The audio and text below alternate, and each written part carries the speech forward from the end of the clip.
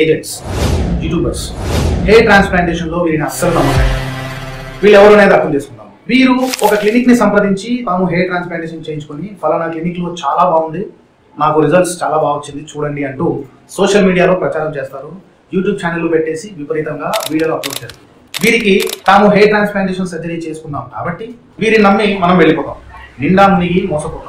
ఇటువంటి ఏజెంట్లకు కొన్నాళ్ళ తర్వాత బొచ్చు రాలిపోయి సర్జరీ ఫెయిల్ అయినా వీళ్ళు ఎలాగో కమిట్ అయ్యాం, పైగా క్లినిక్ వాళ్ళు డబ్బులు కూడా ఇస్తున్నారు కాబట్టి క్లినిక్ తో కుమ్మక్కైపోయి హెయిర్ ఫైబర్ సాయంతో జుట్టుని బాగా ఉన్నట్టు భ్రమింపజేస్తూ నటిస్తూ యూట్యూబ్ లో వీడియోలు తీస్తూనే ఉంటారు.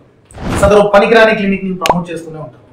డాక్టర్ 10 నిమిషాలు ఉండి చేయించడం తర్వాత ఇంకా ఆయన వెళ్ళిపోవడం అండి. ఇది ఇప్పుడు ఈ నర్సు ఉన్నారు కదా, నర్సు చేతుల మీద మొత్తం అక్కడ జరిగిందండి. అప్పుడు కానీ ఆ నర్సునే డాక్టర్ పర్యవేక్షణ అనేది ఒక 5 minutes ఉందండి అక్కడ. మీకు వచ్చిన డాక్టర్ ఎవరు? కిరణ్. ఫుల్ వీడియో కోసం కింద ఉన్న ప్లే బటన్ ని ప్రెస్ చేయండి. ఇలాంటి మరిన్ని అవేర్నెస్ వీడియోస్ కోసం నా ఛానల్ ని సబ్స్క్రైబ్ చేసుకోండి.